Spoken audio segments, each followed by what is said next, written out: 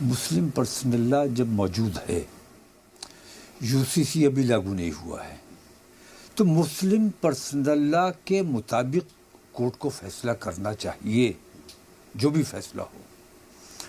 لیکن ایک طرف UCC کی بات کرتے ہیں، دوسری طرف میں یہ دیکھتا ہوں کہ جو قوانین موجود ہیں ان قوانین کو نظر انداز کر کے اپنے مرضی کے مطابق فیصلے کیے جا رہے ہیں، اور ان ایسے فیصلوں کو ان کی مخالفت کی جانی چاہیے۔ قانون کی خلاف ورزی اگر قانون والے لوگ خود کریں گے، مسلم پرسنل لا کی موجودگی میں مسلم پرسنل لا کو نظر انداز کر کے فیصلہ کیوں کیا جا رہا ہے، کس قانون کے تحت کیا جا رہا ہے؟